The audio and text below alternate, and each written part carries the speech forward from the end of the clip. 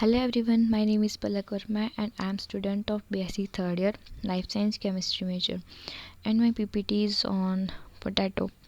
So as you all know about potato and how it looks like, so the botanical name of potato is Solanum tuberosum and its family is Solanaceae और Solanaceae family को हम nightshade family भी बोलते हैं और ये economically बहुत important family है because it includes various agriculture crops like tomato potato brinjal etcetera and various medicinal plants भी इसमें इंक्लूड रहते हैं जैसे कि टबैको हैंडमेड और स्पाइसेस भी इंक्लूडेड हैं जैसे अश्वगंधा चिली एक्सेट्रा और वेरियस ऑर्नामेंटल प्लांट्स या वीड्स इसमें रहते हैं।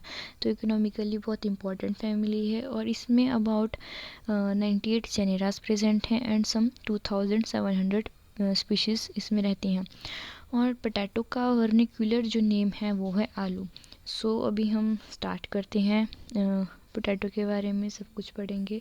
The first of all is introduction about potato and potato is considered to be one of the principal cash crop. ये कैश क्रॉप क्यों बोलते हैं हम इसको, बिकॉज कैश क्रॉप होती हैं ऐसी एग्रीकल्चर क्रॉप्स जिन्हें हम ग्रो करते हैं टू सेल फॉर प्रॉफिट और इसे हम प्रॉफिट क्रॉप्स भी बोलते हैं।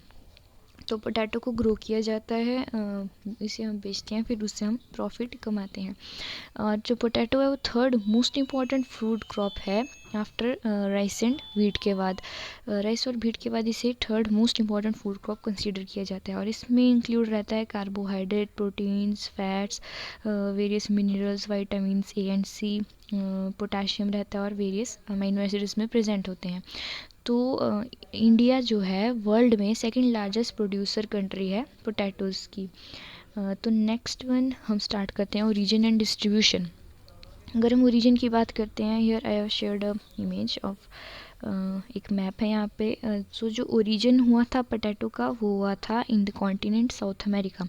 ये इमेज शो कर रही है, ये कॉन्टिनेंट है साउथ अमेरिका का। यहाँ ये कॉन्टिनेंट है साउथ अमेरिका का। तो इसमें जो ओरिजिन हुआ था वो हुआ था near lake Titicaca basin in Peru Bolivian. यहाँ पे ये जो रेड स्पॉट इंडिकेट कर रहा है ओरिजिन ऑफ पोटैटो। सो अगर हम डिस्ट्रीब्यूशन की बात करते हैं तो पोटैटो की डिस्ट्रीब्यूशन स्टार्ट हुई थी after 16th century and it was first introduced in Europe and from Europe it has spread to other countries and parts of the world. और इंडिया में जो है पोटैटो आया है after in early 17th century में Europe से ही।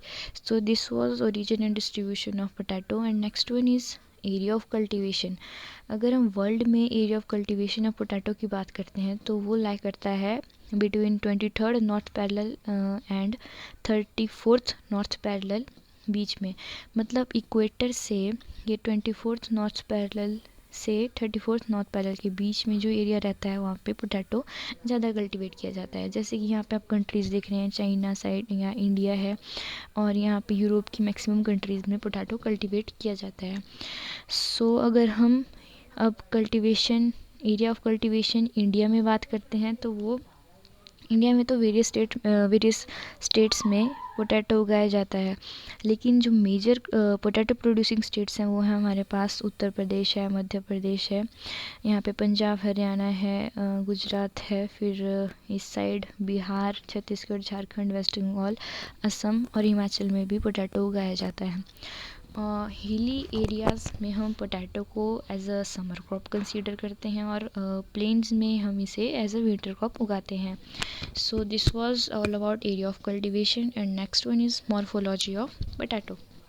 जो potato का प्लांट होता है वो एक हर्ब होता है और एक पेरेनियल प्लांट है और ये बिलोंग करता है सोलेनेसी फैमिली को, जो हम पढ़ चुके हैं, उसे हम नाइटशेड फैमिली भी कहते हैं। और ये उगाया जाता है इसके एडिबल ट्यूबर्स के लिए, ये हैं इसके ट्यूबर्स। और जो पोटैटो होता है एक मॉडिफाइड स्टेम है बिकॉज इसमें नोड्स प्रेजेंट होते हैं in the form of eyes और उनके बीच के स्पेस को हम बोलते हैं इंटरनोड। ये हम डिटेल में आगे बताऊंगे आपको ट्यूबर्स में। एंड और जो ये ट्यूबर्स हैं डेवलप होते हैं ब्रांचेस पे जिन्हें हम बोलते हैं स्टोलन। ये रही हमारे पास स्टोलन इस तरह से प्रेजेंट होते हैं और इस पर ट्यूबर्स लगती हैं। तो अगर हम स्टेम की बात करते हैं, स्टेम भी 2 पार्ट्स में डिवाइड किया जाता है क्योंकि ये होती है जो सॉइल वाला पार्ट होता है उसे बोलते हैं हम अंडरग्राउंड पोर्शन और ऊपर वाले पार्ट को बोलते हैं हम एरियल पोर्शन।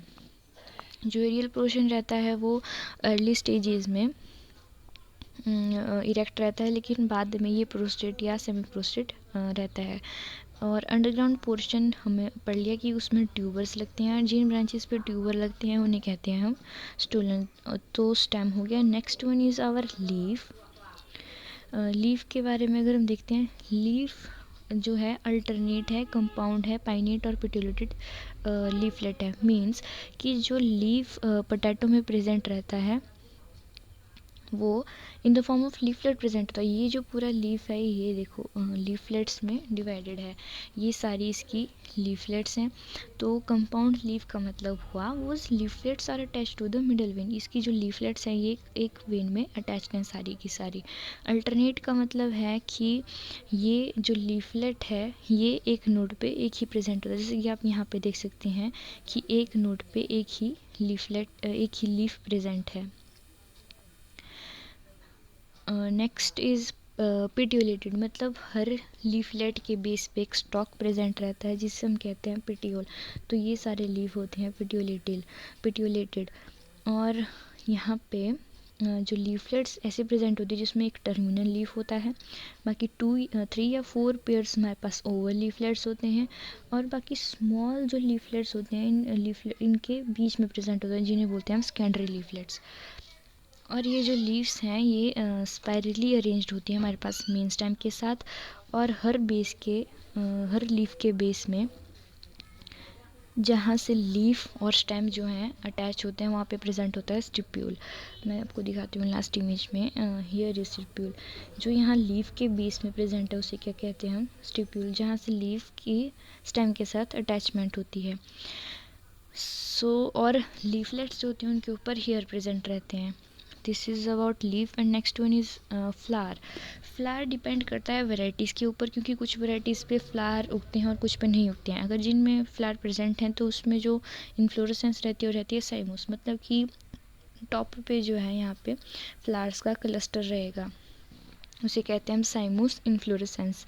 और इसमें जो एक फ्लावर का अगर हम देखते हैं उसमें 5 जो हैं सेपल्स प्रेजेंट रहती हैं। यहाँ पे आप देख सकते हैं सेपल्स प्रेजेंट हैं। वो कैसी रहती हैं, फ्यूज्ड रहती हैं।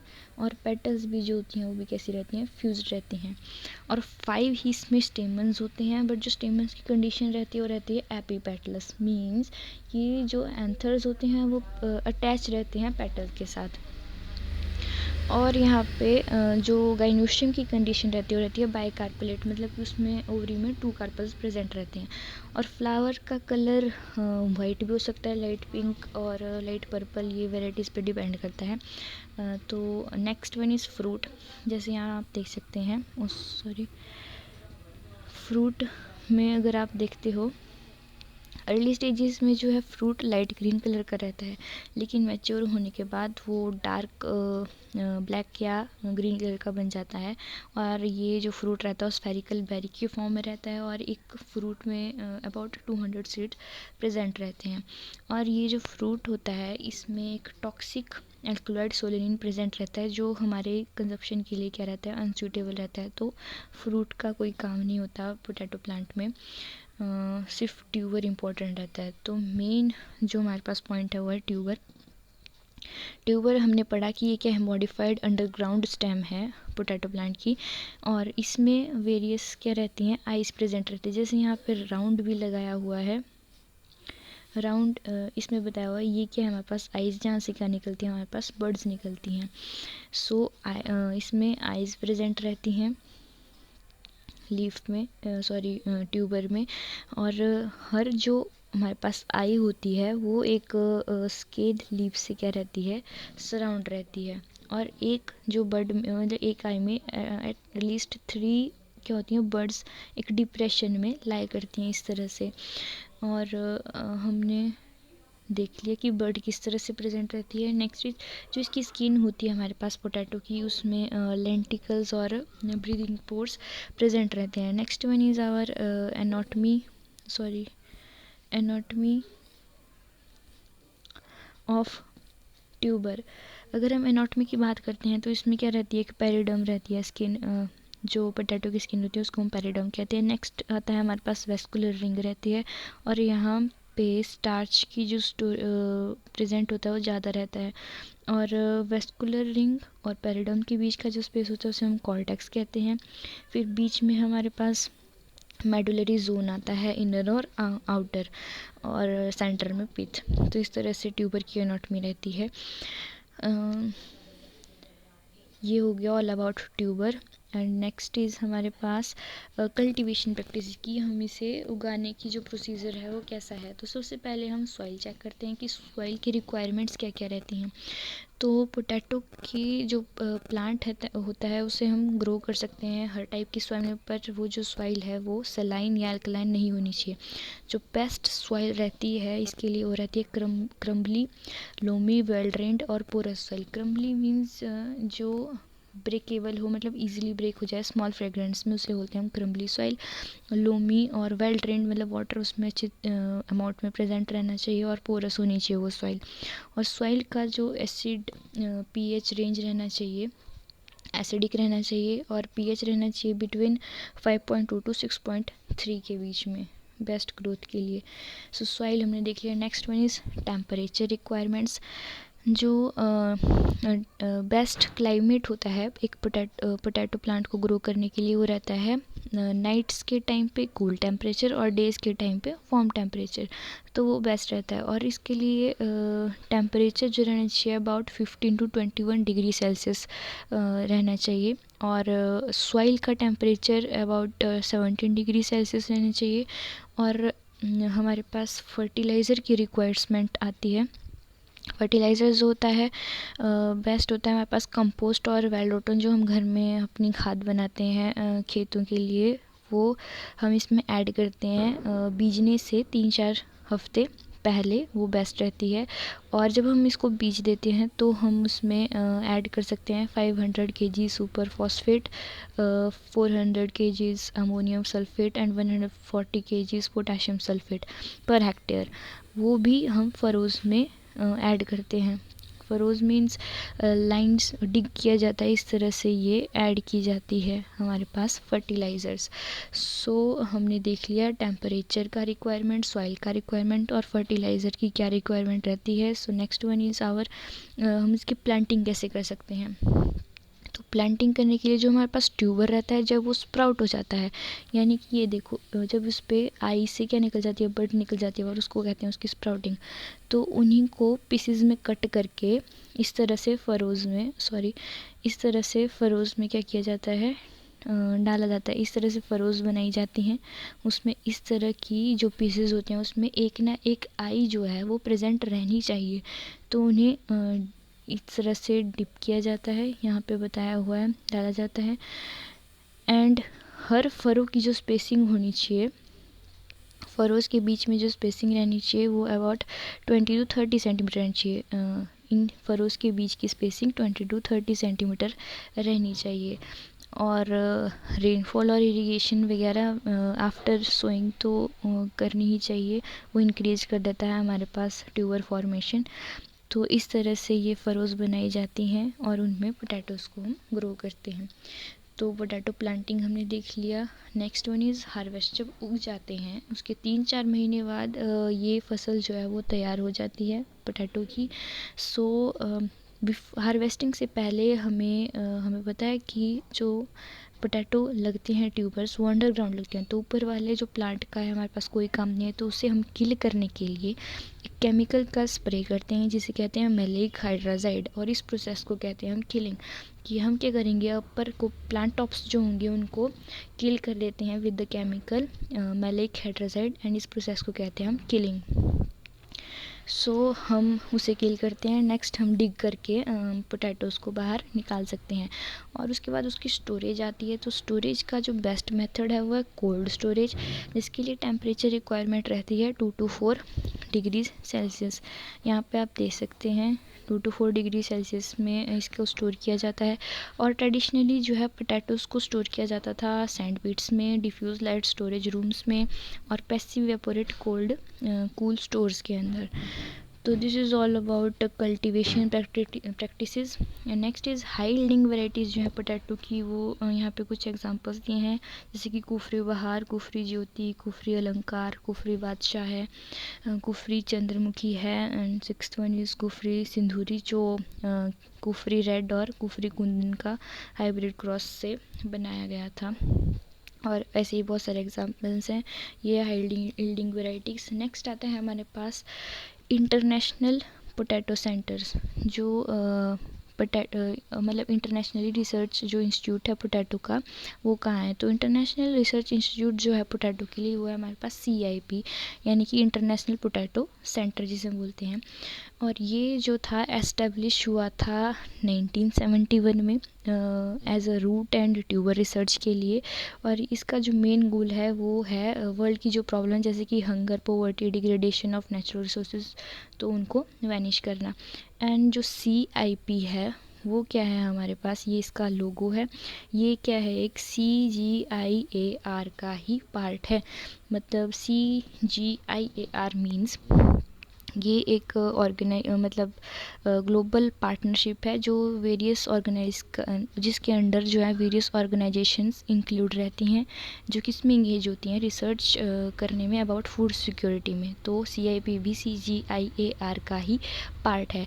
और जो CIP का जो हमारे पास सेंटर है, वो हमारे पास इसका जो सेंटर हेडक्वार्टर है, ये है यहाँ पे पेरू में, जहाँ पे इसका ओरिजिन भी हुआ था, जैसे हमने पीछे पढ़ा। और इसके वेरियस ऑफिसेज अलग अलग कंट्रीज़ में प्रेजेंट, जैसे कि यहाँ पे केनिया में दिखाया हुआ है, यहाँ इंडिया में भी एक इसका जो ऑफिस है वो बताया है, और वेरियस ऑफिस हैं अफ्रीका एंड लैटिन अमेरिका में।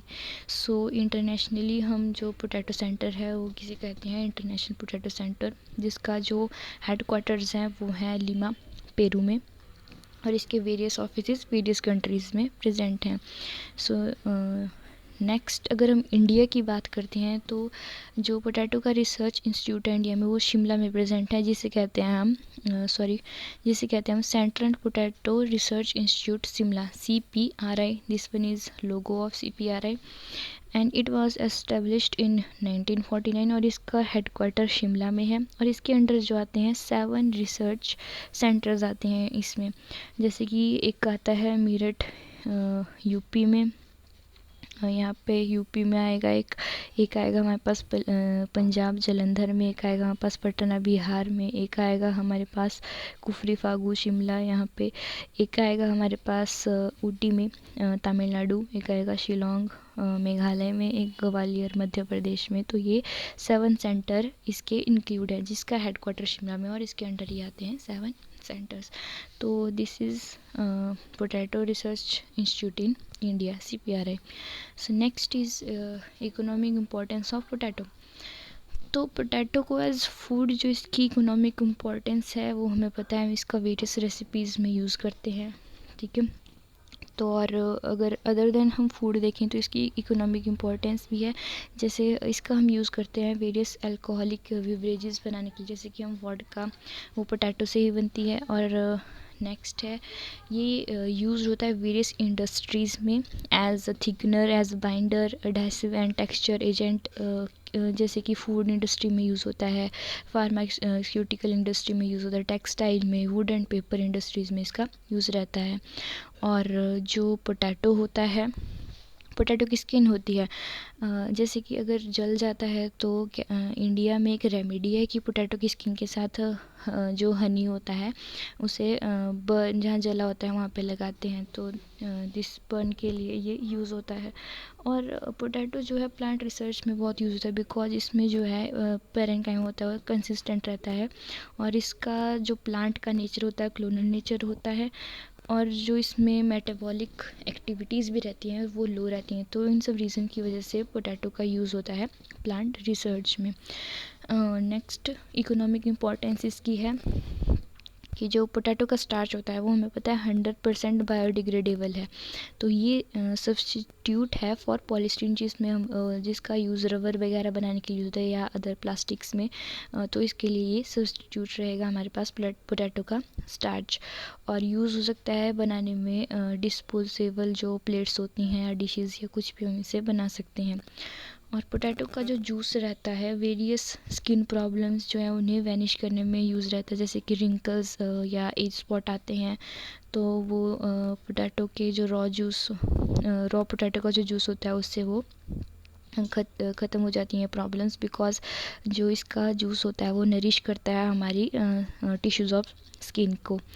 और नेक्स्ट जो इसका इकोनॉमिक इम्पोर्टेंस है वो ये यूज़ होता है इन फ्रॉस्ट बाइट, मतलब कि जो ठंड की वजह से हमारी स्किन रेड कलर की हो जाती है या उसमें ब्लू सी या रेड सी होती है तो उसे कहते हैं फ्रॉस्ट बाइट। तो उसमें भी पोटैटो का यूज़ करते हैं। हम क्या करते हैं, इसे बेक करते हैं और स्मैश करके इसे ऑयल में डाल देते हैं, तिल या सरसों के ऑयल में। तो अगर उस फ्रॉस्ट बाइट के ऊपर हम इसे अप्लाई करते हैं तो वो भी ठीक हो जाता है। तो नेक्स्ट इसका इकोनॉमिकल इम्पोर्टेंस है कि जो पोटैटो का स्टार्च होता है यूज़ होता है एज एंटी इन्फ्लेमेटरी एजेंट, कि वो इन्फ्लेशन या जो भी होगा उसको अगेंस्ट यूज़ होगा as a anti inflammatory agent. तो this was economical importance of potato. यहाँ पे एक पोटैटोज़ फ्यूल परफॉर्मेंस का चार्ट दिया है कि इससे हमें विटामिन सी मिलती है, पोटाशियम और कैलोरीज मिलती है, no fat, no sodium, no cholesterol और फाइबर्स, प्रोटीन्स और कार्बोहाइड्रेट्स भी मिलते हैं। सो पोटैटो जो है इकोनॉमिकली बहुत इंपॉर्टेंट है। So this is all about my topic. I hope you like it. So thank you. This is all about my topic.